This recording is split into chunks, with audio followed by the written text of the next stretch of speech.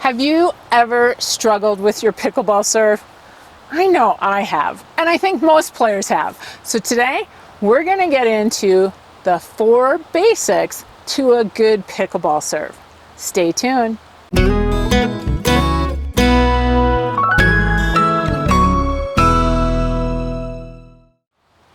Hey everybody, it's CJ Johnson. Today we're going to talk about serves, which can be the easiest shot in the game and sometimes the most maddening shot in the game. Last week we did a video on what makes a serve legal as well as what makes it effective. If you haven't had a chance to take a look at that, make sure you click on the link that's coming up on the top of the screen. That'll take you over to that video. Now, as long as I'm doing a little housekeeping, if you wouldn't mind, if you haven't already subscribed, click over here on this side, hit that subscribe button if you would for me, please. That's one of the ways that YouTube looks at all of these channels and determines who's doing well, and ultimately, it allows me the ability to keep making these videos for you. I think at some point in time, every pickleball player has probably struggled with their serve. In fact, that's what makes a few players go to the backhand serve. I struggled with my serve a couple of years ago. It was maddening because I felt like I couldn't put the ball on the court. Oh my gosh, it was just absolutely awful. Now, eventually I got my way out of it. And that came through looking at what people who are good servers do. Good serving in pickleball is actually a lot like my previous sport, putting in golf. Good putters look very different. Michelle Wie, she stood in a tabletop stance and she's 6 feet tall. Jack Nicklaus, he stood very hunched. Tiger Woods, he stood real tall. But they all had some things in common to make a good putting stroke. I found the same thing to be true in pickleball. You see a lot of good pickleball players serve differently, including some backhand serves.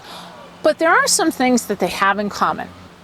Number 1, they make contact with the ball and paddle in front of their bodies. It doesn't matter if it's a backhand serve or a forehand serve, the contact is made in front.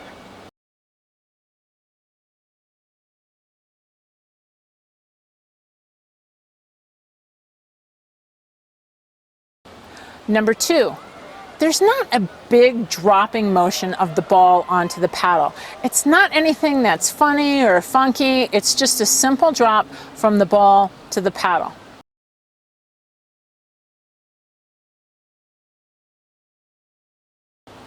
Number 3, they follow through in the direction of their target with their paddle and their arm. That's what makes the ball go where they want it to go.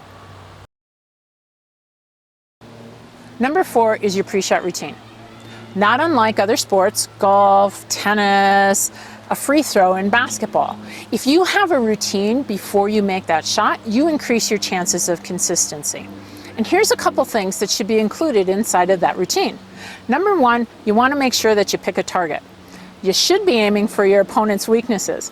But if you're not sure what it is, start with the backhand, because that's usually the weaker shot for most people.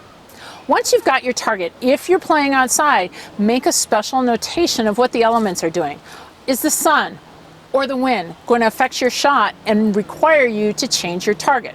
If so, make the change.